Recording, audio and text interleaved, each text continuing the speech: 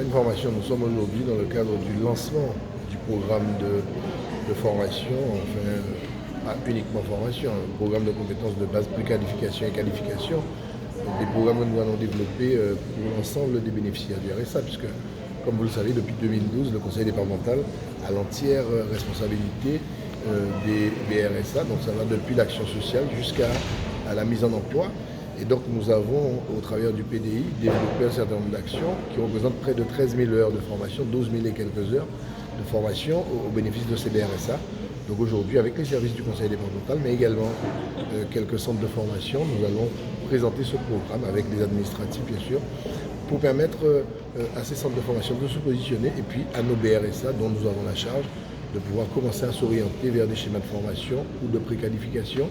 Ceci en vue de continuer à diminuer le chiffre des 41 000 BRSA que nous avions trouvé à notre arrivée et qui est déjà à près de 37 000. C'est un effort conséquent chaque année, mais qui passe par ces efforts pour sortir ces personnes du schéma dans lequel ils sont, parce que malheureusement, dans les 50 000 chômeurs que la Guadeloupe compte, près de 40 000 sont bénéficiaires du RSA.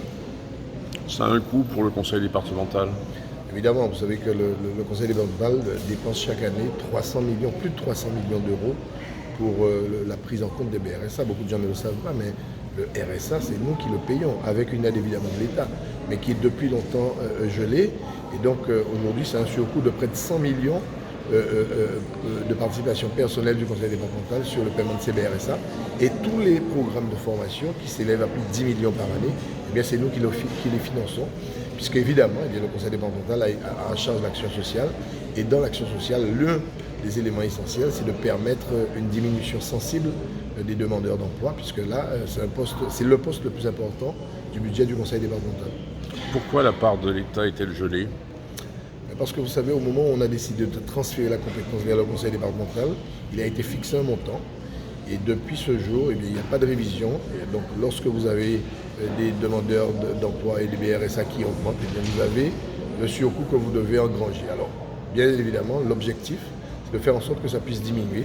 Plus nous allons diminuer les BRSA, eh bien, moins le Conseil départemental aura à prendre dans son budget propre pour pouvoir financer le RSA. Donc l'objectif précisément, c'est de déployer des moyens suffisamment forts pour permettre à ces gens-là d'être en situation d'emploi. Donc aujourd'hui, nous, ce que nous voulons financer, c'est l'objectif du président, c'est de financer l'emploi plutôt que le chômage. Et c'est au travers des dispositifs comme Territoire zéro chômeur, comme des aides que nous sommes en train de préparer pour les entreprises lorsqu'ils pourront recruter un BRSA. Tout cela pour, comme je le dis, financer l'emploi plutôt que de financer le chômage.